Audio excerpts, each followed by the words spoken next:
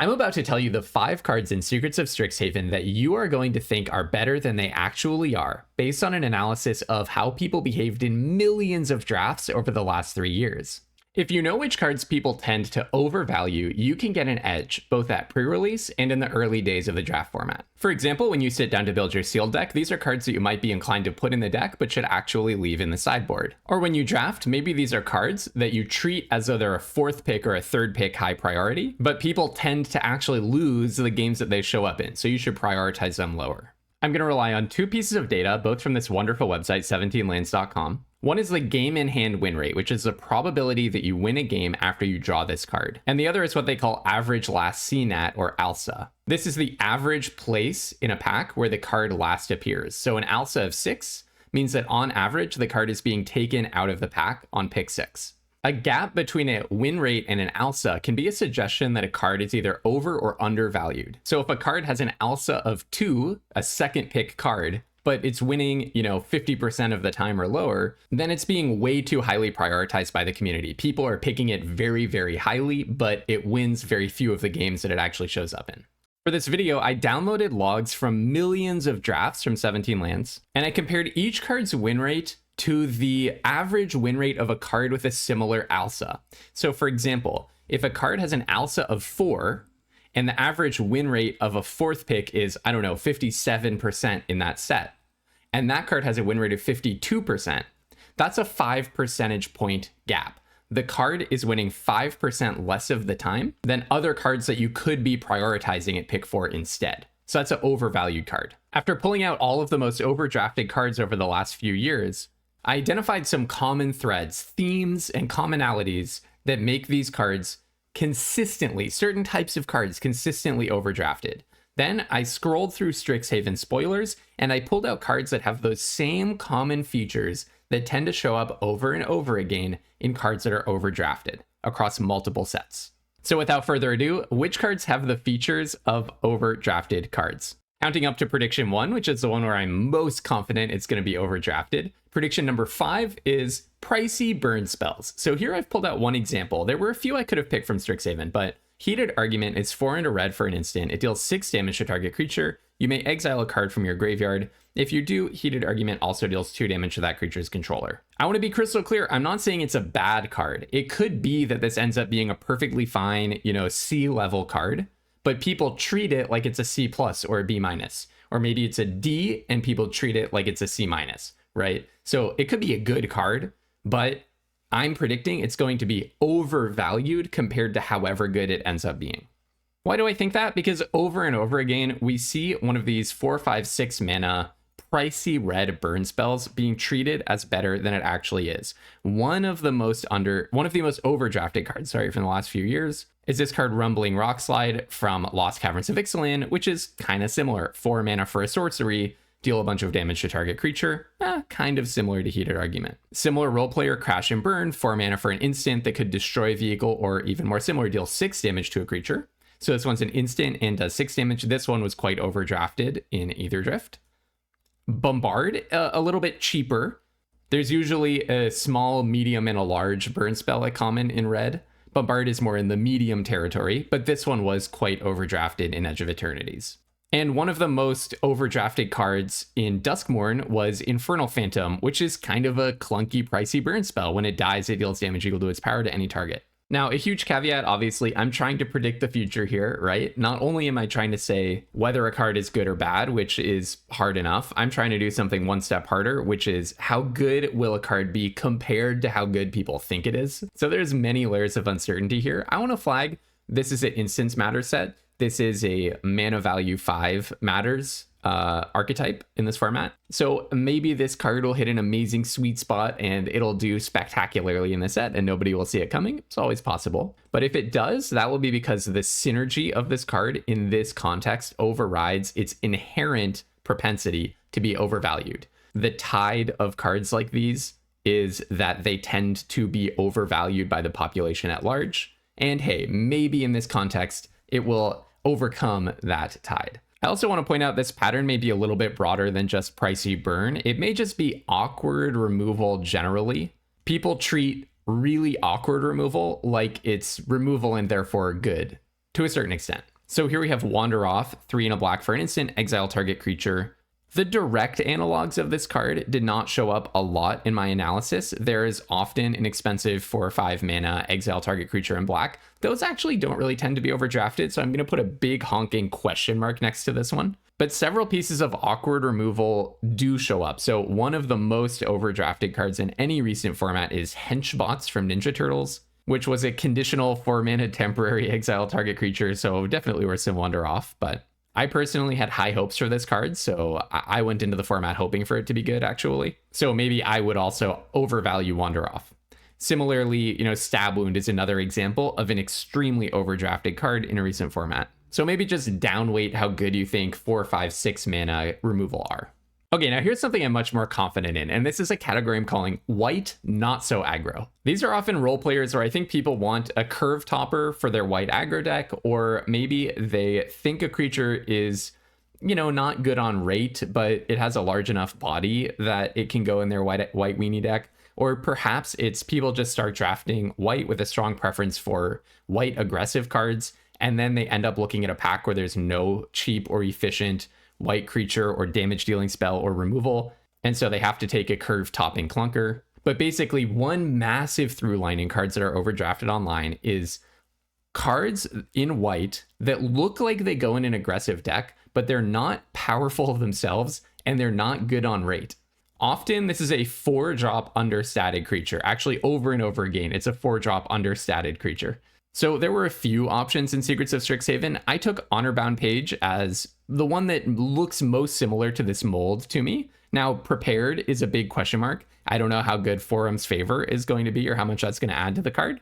But if you have an understated 4-drop in white, chances are it's going to be overdrafted. I keep saying underdrafted, by the way, because I did a video just yesterday where I said the word underdrafted a billion times. It is the complement to this video. If you're wondering, hey, some of these cards are showing up in the overdrafted list, but what if they're underdrafted by the same amount? You can watch that video. I'll put it in the description and I'll link it in the end screen as well. And that will give you the whole rounded picture of what's overvalued and what tends to be undervalued. Okay, so let's look at some examples of overdrafted white not so aggro cards. One of the most overdrafted cards in any recent set was Faramir from Lord of the Rings. It's another 3/3 for 3 and a white that looks like it has a really high ceiling. Actually, Faramir looks way better on paper than Honorbound Page does to me. Knight of Doves, this is a 3-drop, but it's even more understated. Looks like it has a high ceiling and like it could be awesome in your white weenie aggro deck, and it just falls flat on its face compared to where people were prioritizing it in the pick order. Starry-Eyed Skyrider, another 1/3 for 3, not a good stat line for your white aggro deck.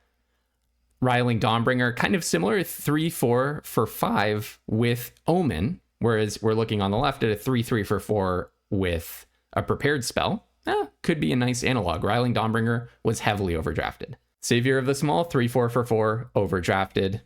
Cloudspire Captain, 2/3 for 3, overdrafted, right? Dauntless Veteran, another understated white card, also overdrafted. Mousetrapper, understated white card, also overdrafted. This one's not a creature, but I thought it kind of fit the pattern. Case of the Pilfered Proof, it looks like, hey, it's a 2-mana spell in white that says something gets +1/+1. It kind of looks like it goes in an aggro deck, heavily overdrafted. So I'm going into the set expecting that however good Honor-Bound Page ends up being, people are going to be prioritizing it more highly than they actually should. Here's a card that maybe doesn't really fit the mold. I was thinking of this as a potential example, but 3/3 Vigilance for 3 is just a good stat line, I think. So I don't think it fits this pattern of understated and overdrafted. I think you specifically want to be cautious about 3+ drops that are understated in white. Which gets into our next topic, awkward 4-drops. This card, Garrison Excavator, it has all the hallmarks to me of a card that is going to end up being overvalued by the community. This is a 3/4 for 3 and a red for a creature. It has Menace, which is actually nice. I mean, maybe the Menace makes it better. Could be. A Menace is a powerful ability. So, okay, maybe it doesn't have all the hallmarks. But still, 3/4 is a defensive stat line. Menace is an offensive ability. The rest of its ability is offensive, and it's in a color that probably wants to be aggressive. So, okay, I think it has all the hallmarks of being overdrafted. Whenever one or more cards leave your graveyard, make a 2/2 red and white spirit creature token. It looks like it has a high ceiling, looks like it has a nice aggressive body until you really pay attention to the 3/4 of it all. And the thing is, awkward 4-drops appear as a massive commonality, a crystal clear through line in the cards that have been overdrafted in the last few years. Let me show you a bunch. The second most overdrafted card of the last 3 years was Invasion of Kamigawa, which is a battle that flips into a 2/3 for 4. So it's a 2/3 for 4 that's also slower than that. Awkward 4-drop, number 2 most overdrafted card of the last 3 years. From the same set, Tiller of Flesh, a 2/4 for 4 that looks like it has a high ceiling. In fact, it even makes 2 drops, kind of a 2-drop factory. Number 5th most overdrafted card of the last 3 years. And by the way, the fact that it incubates 2, kind of reminiscent of Garrison Excavator's ceiling, right? So again, check this out. I mean, similar stat line, kind of a similar ability, 5th most overdrafted card. Henchbots, we just mentioned, 7th most overdrafted card of the last few years. Renata, Call to the Hunt, 11th most overdrafted card. This is another usually understated 4-drop. Raphael, Most Attitude. This is a 4/3 with Menace. It even makes more sense on paper having 4 power and having Menace. This turned out to be the 13th most overdrafted card of the last few years. And by the way, these numbers are only for commons and uncommons. I wanted to focus this analysis exclusively on those because number 1, rares are harder to predict. And number 2, I want to make this analysis as directly relevant for you as possible. Chances are you're not going to open some random rare in your sealed bullet pre-release or find it in your first few packs of the draft format. But these commons and uncommons, you're going to see them over and over again.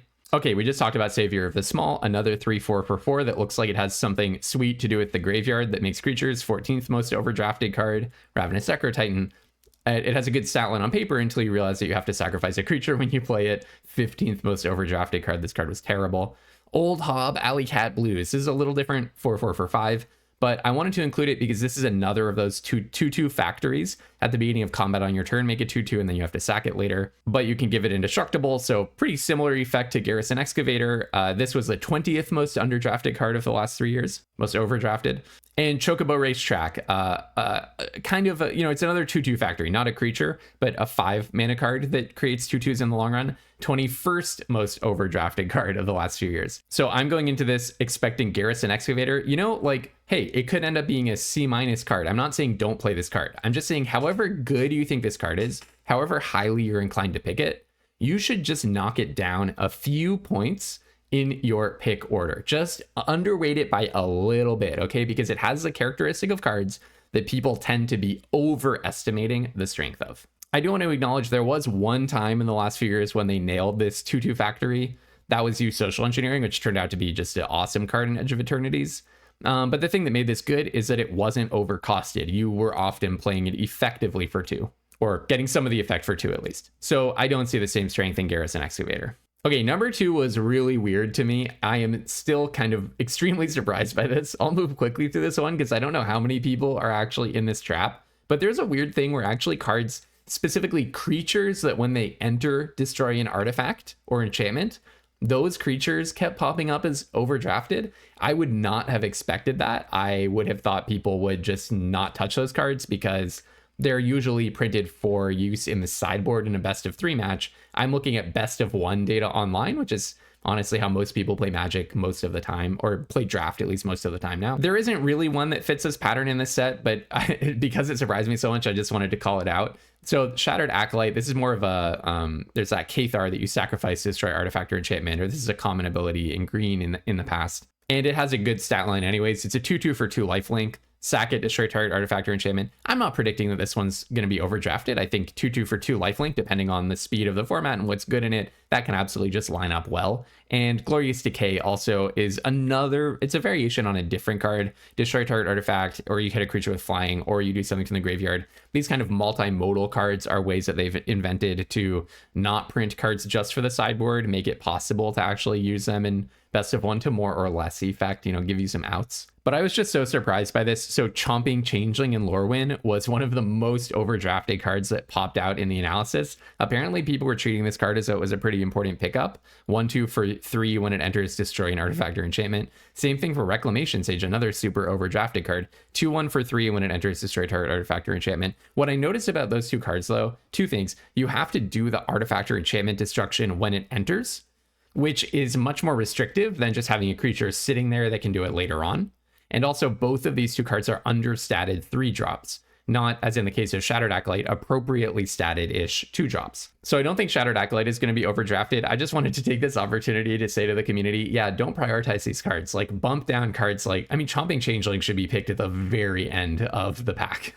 Unless it's best of 3, you know, at Friday Night Magic, you could prioritize it earlier for your sideboard. That makes sense, right? All right, but all of this was a lead up to number 1, the card that I am the most confident will be overdrafted in this format. As we get into that, I want to say, if you enjoy these kinds of data deep dives and getting better at Magic every single day together, make sure that you're subscribed to my channel. I do this kind of analysis all the time. I love to do it. Like I said yesterday, I did the complement to this video, cards you'll underdraft in Secrets of Strixhaven. Maybe my most important deep dives are right before the Arena Direct Win-A-Box events, when I go deep on the data and I pull out not just what's good in sealed, but what's different from sealed compared to draft. So if you're someone who likes to draft and you go into those Win-A-Box events with certain expectations, you might be systematically wrong about what the sealed format is actually like. And who has the time to go in and actually compare win rates in sealed for cards to win rates in draft? So I do that for you. I pull out the outliers that you need to know about, the cards that are way better and the cards that are way worse than you expect, and I package that all into a 20 to 30 minute video so you can enter Win-A-Box events super prepared. And then, of course, other than that, I do a draft every day, always with a positive, growth-oriented mindset. So get better at Magic along with me and my community by subscribing to the channel. All right, number 1 card that I am most confident will be overdrafted in Secrets of Strixhaven. This absolute clunker, harsh annotation, 1 and a white for an instant, destroy target creature. Its controller creates a 1/1 white and black inkling creature token with flying. Why do I think this will be overdrafted? It is a minor innovation on the most overdrafted card in the last 3 years, Stroke of Midnight, 2 and a white, destroy target non-land permanent. Its controller creates a 1/1 white human creature token. Not only does Stroke of Midnight have the inglorious reputation of being the most overdrafted card in the last 3 years, it managed to also be the second most overdrafted card of the last 3 years when it showed up in Final Fantasy. In Wilds of Eldraine, it was treated like a 4th pick, which is a very high place in your pick order. 17 Lanes users have an average win rate of about 55%, just because the people who happen to use that client on average win more games than the general draft population. They're probably more invested players, right? So any card with a below 55% win rate correlates with losing more games than would usually be true for the average 17 Lanes user, okay? In Wilds of Eldraine, Stroke of Midnight, treated like a 4th pick, it had a win rate of about 48%. It was a D- level card that people were treating as a pull into a color. You were spending 4th pick on it, and then you were losing most of the games that it showed up in. The average 4th pick was winning, people were winning about 56% of the games that their 4th pick cards showed up in. Stroke of Midnight was down to 48 compared to 56. Huge gap. Final Fantasy, same exact story. It was treated like a 5th-ish pick there, and it was winning about 49%. People were winning about 49% of the time that it showed up. And I do have to acknowledge these game in hand win rates are you know, only the tip of the iceberg of a story. First of all, they're not causal, of course. It could be that decks that tend to run Stroke of Midnight tend to lose more often, for reasons that are not just Stroke of Midnight causing the player to lose, right? That's of course possible. But I really think it's just that this card is bad. So it looks good because it's a fast white card that lets you destroy a permanent, and all it gives the person back is a 1/1. The thing is, in contemporary Magic, every little 1/1 matters. So in harsh annotation, what's the difference between that and Stroke of Midnight? Is there a reason to think maybe this time it's going to be better? Well, 1 and a white is better than 2 and a white. So it comes out cheaper, right? It reads destroy target creature, but actually Memories of Nibelheim or Stroke of Midnight lets you destroy target non-land permanent. That actually could be quite a bit better. So that's a way that harsh annotation is actually even worse than Stroke of Midnight. And then rather than creating a 1/1 human for the opponent, it lets them create a 1/1 white and black, so multicolor in case that matters, inkling creature token with flying. It gives the thing flying as well. I would say that's actually way worse than Stroke of Midnight. So maybe it won't be as overdrafted if other people look at that and say, oh, I don't want to give them a 1/1 flyer. That's way better than giving them a 1/1. But it would be a weird place to draw the line because people have already been thinking that the 1/1 doesn't matter when clearly it just actually really does. This is not data driven. This is an anecdote, but my favorite example of a card like this completely backfiring on the opponent happened to me in Lorwyn Eclipsed when someone crib swapped one of my creatures. The extra bonus on crib swap compared to Stroke of Midnight is that the 1/1 is a shapeshifter that has changeling. So it's every creature type. And I had a champion of the Klachen completely stuck in my hand because I couldn't behold a Kifkin. The fact that they crib swapped my random little creature, whatever it was, and gave me a changeling actually allowed me to behold a Kifkin to pay the extra cost and cast the champion of the Klachen. So these things can really backfire on you. In this case, crib swap unlocked my bomb. There might be any number of ways in the set to take advantage of a white and black 1/1 flyer. So don't be fooled by this card. However good you think it is, just knock it way down on the pecking order. And hey, if we discover that this time miraculously is the first time that a Stroke of Midnight variant has not been massively overdrafted, then, you know, eggs on my face and you can all laugh at me. But let's all start out thinking that Harsh Annotation is way, way, way worse than however good we think it is right now. And we'll calibrate from there. We'll probably start out closer to the truth. A card I do have a question mark about is Erode. 1 mana for an instant, destroy target creature or planeswalker. Its controller may search their library for a basic land card, put it onto the battlefield tapped, then shuffle. The first set I drafted a whole lot of was Conflux, so I'm obligated to say this is a minor change on Path to Exile, which was exile target creature instead of destroy target creature or planeswalker. This is a variant on Swords to Plowshares, and I think it has a complicated conversation around how good it is. It's much better later in the game, but giving white the ability to just destroy something for 1 mana at instant speed is really, really strong. So I'm anticipating Erode will be quite strong. I know on a recent limited resources, LSV was saying Path to Exile is maybe not quite good enough for Vintage Cube anymore, but it has been in Vintage Cube for years, which tells you something about how good it is, at least in that environment. I don't know. I'm expecting Erode to be very strong, but it is a real penalty. Just as with the Stroke of Midnight type cards, it is a real penalty to give your opponent something back when you remove their creature.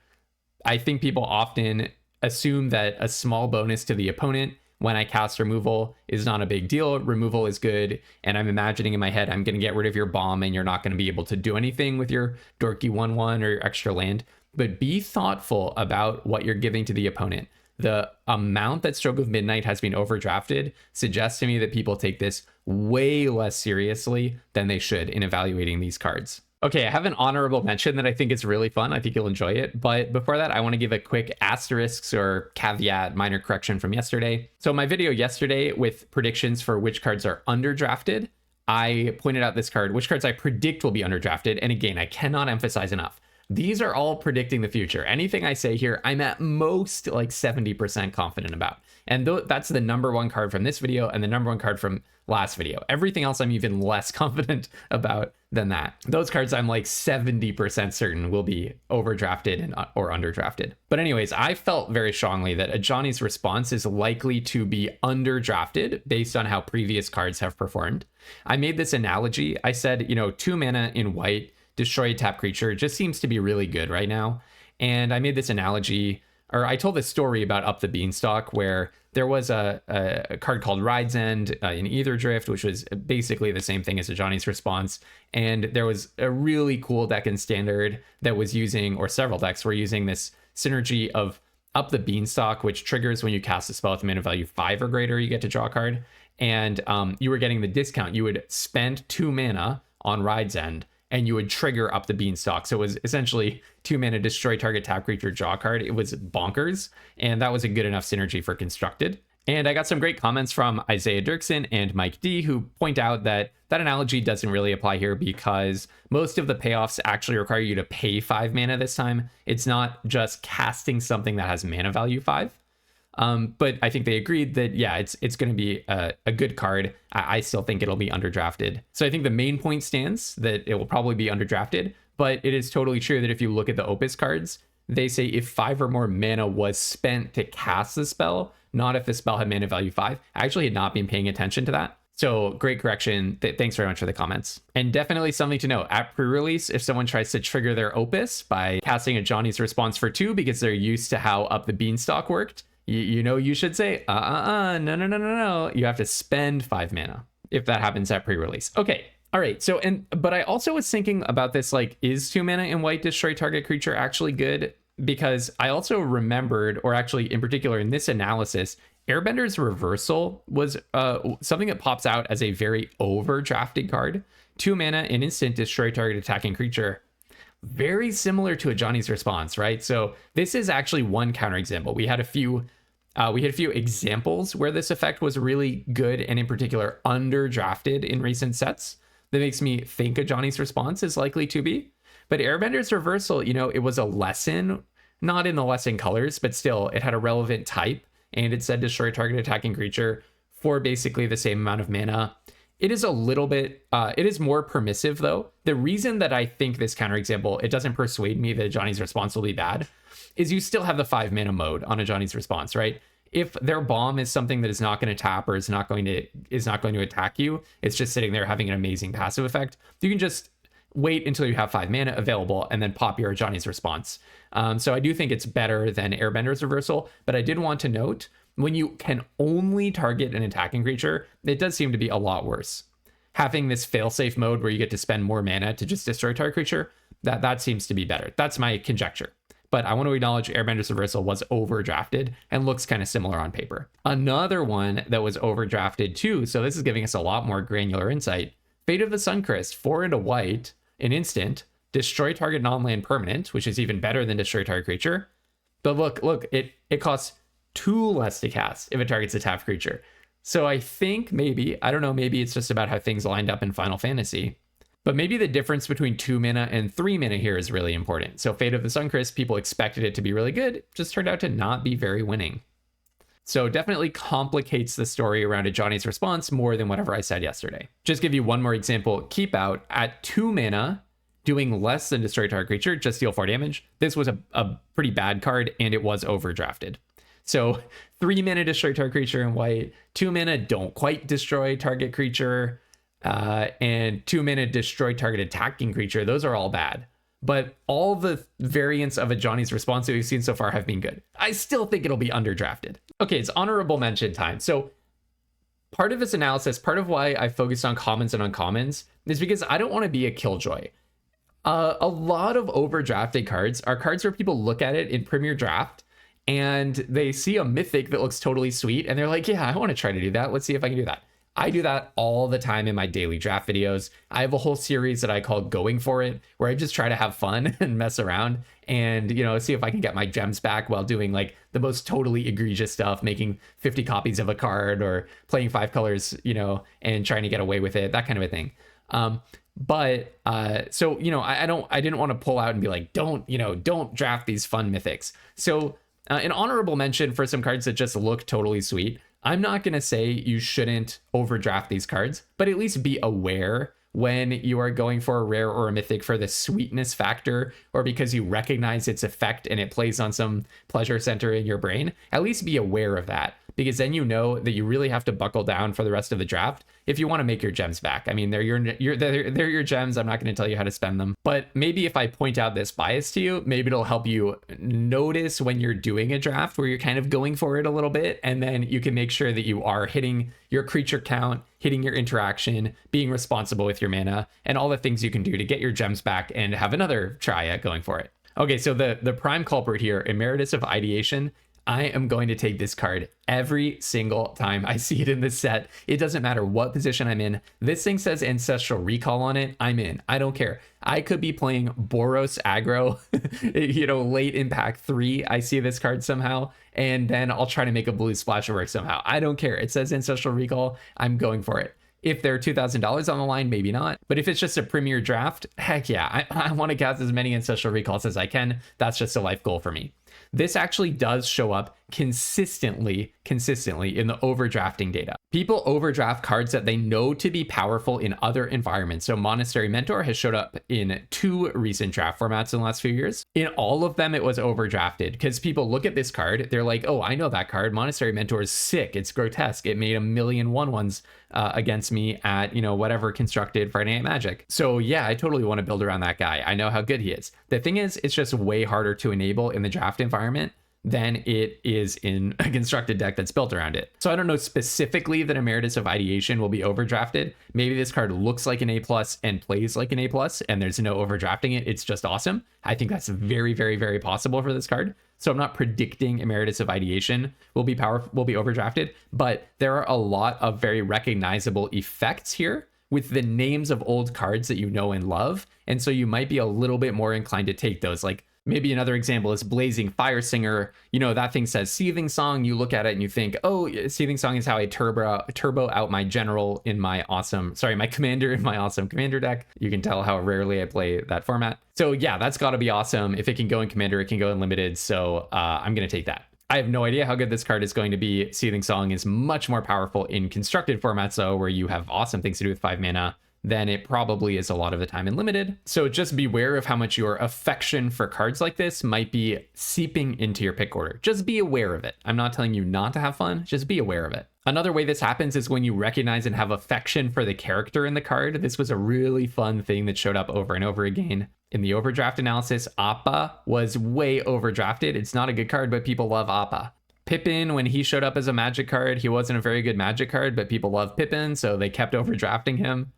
You know, this sort of thing kept happening, especially in Universes Beyond sets. But I think Ancestral Recall for a lot of us Magic players has that same kind of effect. All right, check out this tile here for my video on the most underdrafted cards. That's the complement to this video. It'll round out the picture for you. Make sure you subscribe to my channel for more deep dive analyses and a draft every day. And until tomorrow, have tons of fun playing Magic. Good luck at pre-release, and don't be afraid to splash.